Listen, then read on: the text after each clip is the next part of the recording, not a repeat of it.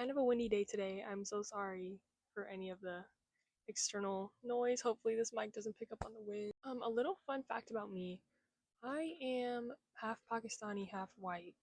And I've been told countless times in my life that I do not look Pakistani. I do not look white. I look really Pakistani. I look really white. I look Arab. I look Syrian. I look Lebanese. I look Turkish. And growing up, my dad is Pakistani. He didn't teach me Urdu. He didn't teach me much of our culture at all, really.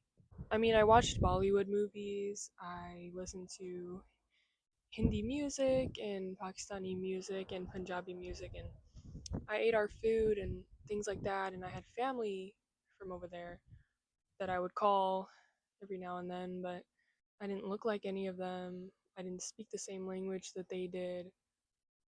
I could understand a little bit growing up, but I've kind of lost all of that, I think.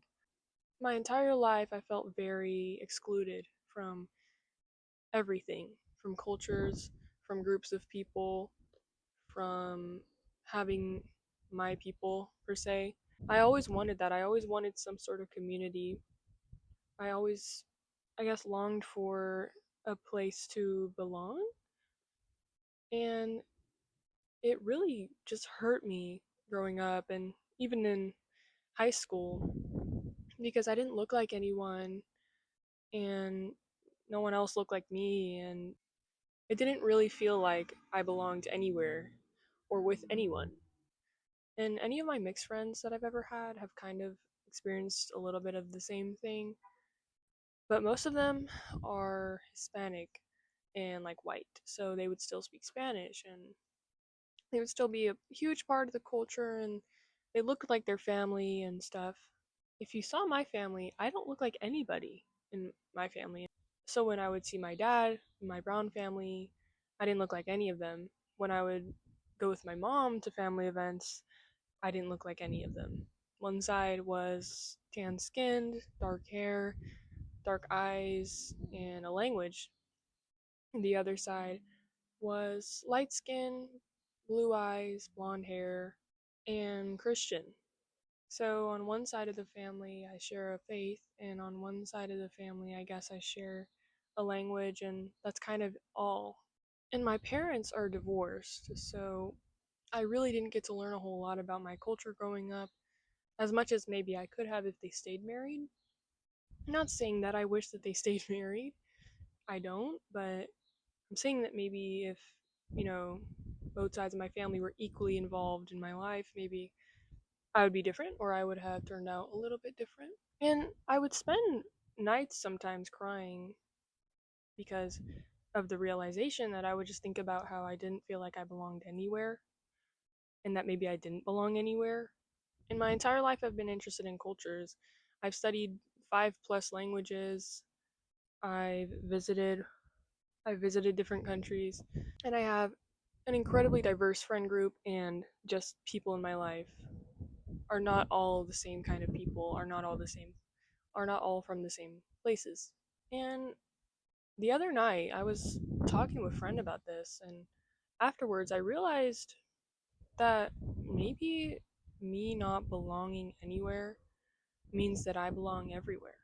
Maybe if you don't feel like you have a place with a certain people, maybe that means you have a place with every kind of people. If I met somebody from a different country or that had an interesting culture, I would always ask them questions. And even to the point where I would go home and Google my classmates' last names to see where they were from and things like that. And I was always interested in anthropology and linguistics and just diversity in itself. And I think a part of me was always looking for a place that maybe I could fit in or that maybe I felt like I belonged. But no matter what language I learned or what history I picked up or what fun fact I had to talk about, I knew that none of this was mine and none of this was from my country, and maybe I didn't have a country really that was mine. Even living in America, I feel incredibly secluded because I live in the South, and in high school, I went to school with 4,000 other kids and I was the only hijabi there and I was the only Pakistani there. And this isn't even exaggeration. I asked around, I asked people, and there was nothing. It was just me. Some people would say that's kind of cool, like ooh, main character, you know. But and I mean, yeah, it felt kind of cool sometimes to be the only one. But my entire life, I felt like I was the only one. And so even in elementary school, I went to a Islamic elementary school, and I had lots of Pakistani classmates, and my best friend is Bengali, and some of my best closest friends are Pakistani and Arab and all sorts of different cultures. But still, I felt like the only thing I shared with them was faith, not culture, not language, not any other part of my identity other than the way that I interpret God.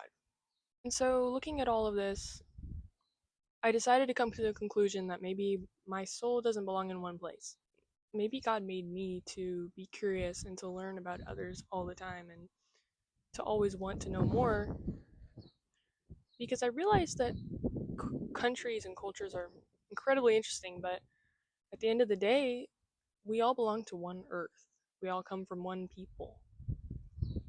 We're not very different at all, and I think people tend to forget that, myself included. And that earth is our home and that we were only given one. And so things like borders and passports and things like that have always kind of bothered me, because I always wished that we could move freely on Earth. And I always wished that we could kind of live wherever we wanted to and visit wherever we wanted to. Because at the end of the day, only a handful of us can go to the moon. The rest of us only have one planet. And so maybe if you've been in the same place where you don't speak your language, or you feel excluded in family gatherings, or like you're the only one that's like you, maybe you should start looking at it in a different way, that maybe you're everyone and everything and everywhere. Maybe that's why you care so much, is because you like everything and you love everyone and everywhere. And that's not a bad thing at all. I think that's amazing. I think that so many of us are obsessed with identity when it comes to culture and background and countries and borders and wars and things like that. Why does it have to be like that? Why can't it be, you know, you and me, we bleed red? Maybe that's what we share. Maybe the fact that we're human at all can give us a sense of belonging. So that's just my 2 cents.